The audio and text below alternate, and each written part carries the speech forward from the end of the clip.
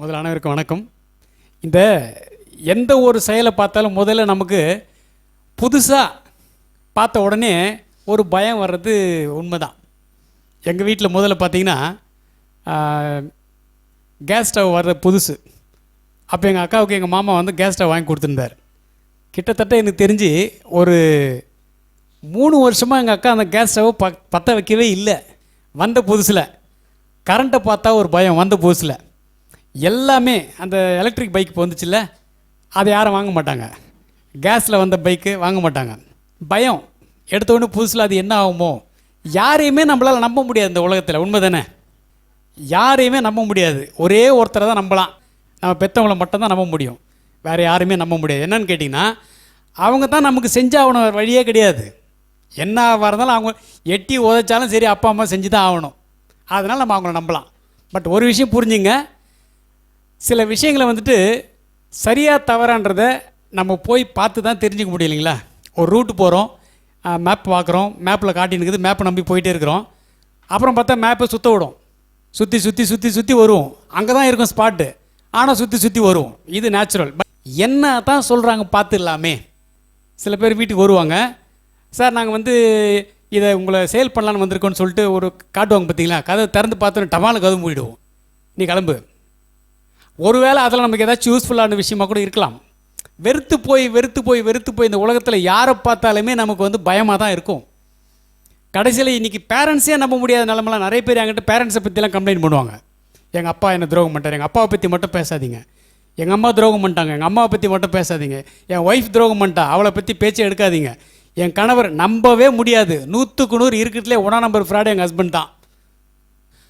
ஆனால் ஹஸ்பண்ட்ஸை போய் கேட்டால், சார் உங்களுக்கு தெரியாது சார், என் வாழ்க்கையில் நான் எவ்வளோலாம் செய்யணுமோ அவ்வளோ செஞ்சுட்டேன் சார்.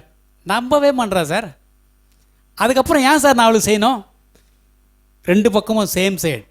இந்த பக்கம் என்ன கம்ப்ளைண்ட்டோ அதே கம்ப்ளைண்ட், அந்த ஈக்குவாலிட்டி இருக்கும். இதெல்லாம் போக என்கிட்ட நான் வந்து மியூசிக் டீச்சராக இருந்தேன். பிள்ளைங்க என்கிட்ட கிட்டத்தட்ட ஒரு 10,000 பேர் படிச்சிருக்காங்க.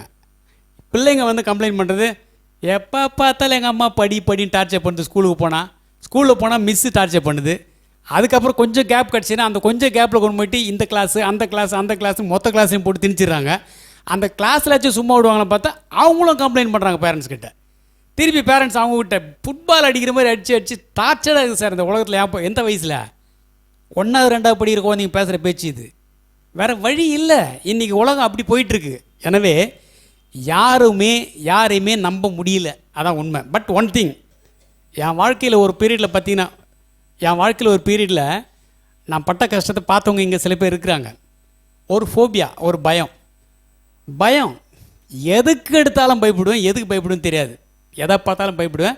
அப்படி பயந்தான் ரீசனே தெரியாது. நானும் எல்லா சாமி கோயில் குளம் எல்லா டாக்டர் எல்லாத்தையுமே சுற்றி பார்த்தாச்சு, எல்லாம் முடிஞ்சாச்சு, சொல்யூஷன் கிடைக்கல. இப்போ சொன்னீங்களே கர்மா சம்திங் லைக் திஸ், இது எல்லாமே தேடுதல் தான். தேடுதல் எல்லாம் படித்து முடிச்சாச்சு, எல்லா டாக்டரை பார்த்து முடிச்சாச்சு, விடை கிடைக்கல. உடம்பு சம்மந்தமாக இல்லைன்னு புரிஞ்சாச்சு. அப்போ மன சம்மந்தமாக, அப்போ ஒரே ஒரு விஷயம் நமக்கு தெரியும், சைக்காட்டிஸ்ட். கரெக்டுங்களா? மைண்டுன்னா என்ன தெரியும் உங்களுக்கு? தீர்வு அங்கே தான். அங்கே போய் அவங்க கொடுக்குற மாத்திரை வாங்கி போட்டால் இந்த ஓட்டையை அடிச்சுட்டு இன்னொரு ஓட்டை தருக்குது. தெரியல? கவனிச்சிருக்கு? எத்தனை பேர் அனுபவம் இருக்குன்னு தெரியாது. இப்போ நான் சொல்கிற விஷயம் மேக்ஸிமம் அனுபவம் இருக்கும். ஒரு விஷயத்துக்கு மாத்திரை போடுவோம், அது லாக் ஆகிட்டு இன்னொரு விஷயத்தை திறந்து விட்டுரும். அப்படி ஆகி போயிட்டு ஒரு நாள் ஃபுல்லாக யூரின் வராமல் நான் பட்டப்பாடு, தேவையில்லடா தப்பா சாமின்னு மொத்த மாத்திரை தூக்கி அடிச்சுட்டு அதுக்கப்புறம் திருப்பி தேட ஆரம்பிக்கும் போது எனக்கு ஆன்சர் கிடைக்குது. மைண்டு கிடைக்கும்போது இங்கே வந்து ரிலேஷன், இங்கே ஒரு ஃபெலோஷிப் கிடைக்குது. அதுக்கப்புறம் ஜாயின் பண்ணுறேன்.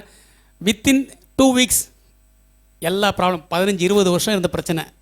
நான் சொன்னேன்னா ரொம்ப நேரம் ஆகும், இப்போ அதுக்கு டைம் இல்லை. பட் நான் உங்களுக்கு 15 வருஷத்துக்கு மேலே இருந்த பிரச்சனை ஒரு 2 வாரத்துக்குள்ளே தானாக சரியாக போகுது. நான் எதுவுமே பண்ணல, இவங்க சொல்கிற பயிற்சிகளை மட்டும்தான் பண்ணுறேன். ரொம்ப சின்ன பயிற்சிகள் தான். இதில் ஒரே ஒரு முக்கியமான விஷயம், நம்ப வேண்டியவங்களை நம்ப மாட்டோம். யாரை நம்பக்கூடாதோ அவங்கள நம்புவோம். இது மனிதனோட இயல்பு.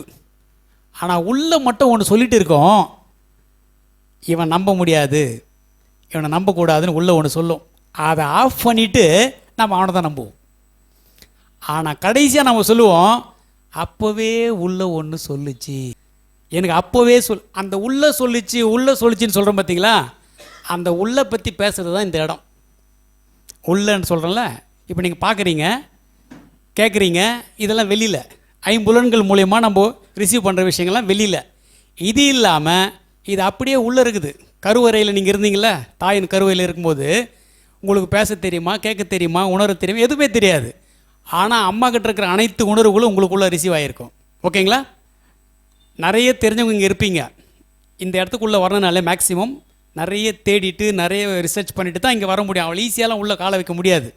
அதுக்கே ஒரு தைரியம் வேணும். எங்கே உள்ளே போனால் எதனா பண்ணிவிடுவாங்களோ, நம்மளை ஏமாற்றி நம்மளை சொத்தை எழுதி வாங்கிக்குவாங்களோ, இல்லை நம்மக்கிட்ட உள்ளவே எதனா கமெண்ட்ஸிங் போட்டு நம்மளை வந்து வேறு மாதிரி எதனா பண்ணிவிடுவாங்களோ, இங்கே தான் டவுட்டு வரும். ஆனால் உண்மையிலே பண்ணுற இடத்துல டவுட் வராது, நேராக போய் மாட்டிக்குவோம்.